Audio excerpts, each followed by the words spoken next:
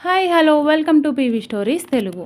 ఇవాళ మన mini story తాతయ్య టైం మెషిన్. ఒక ఊరిలో ఒక 75 సంవత్సరాల వృద్ధుడు ఉండేవాడు. కానీ అతని ఆలోచనలు 25 ఏళ్ళలా ఉండేవి. అతను పుస్తకాలు బాగా చదువుతారు. ఒకరోజు పాత వస్తువులతో ఒక యంత్రాన్ని తయారు చేసి తిప్పుతూ ఉన్నాడు. దానిని చూసిన బంటి, ఏమిటి తాతయ్య ఇది, మిక్సీనా అని అడుగుతాడు. తాతయ్య, కాదు బంటి, ఇది టైం మిషన్.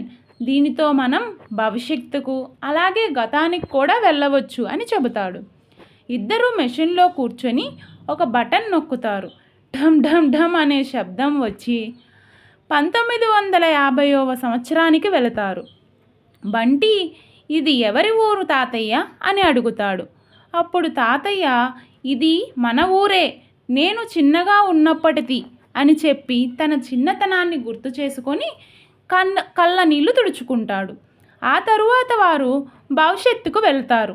అది 2090వ సంవత్సరం. అక్కడ అంతా గాలిలో కార్లు ఎగరడం, రోబోలుని చూస్తారు. స్కూల్స్ ఉండవు. ఒక రోబో దగ్గరికి వచ్చి, మీరే మా మొదటి గురువు అని చెప్తాడు. అప్పుడు బంటి, తాతయ్య, నువ్వే ఫ్యూచర్ సెలబ్రిటీ అని అంటారు. వారు తిరిగి వర్తమానానికి చేరుకుంటారు. ఆ ఊరిలో వాళ్ళు ఆశ్చర్యపోతారు.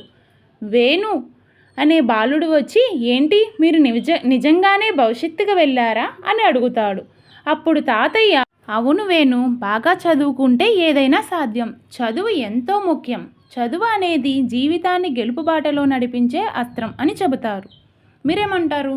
కామెంట్ సెక్షన్లో కామెంట్ చేయండి. ఇలాంటి మరిన్ని ఇంట్రెస్టింగ్ స్టోరీస్ కోసం నా ఛానల్ని లైక్ చేయండి, షేర్ చేయండి, సబ్స్క్రైబ్ చేసుకోండి. Thank you for watching.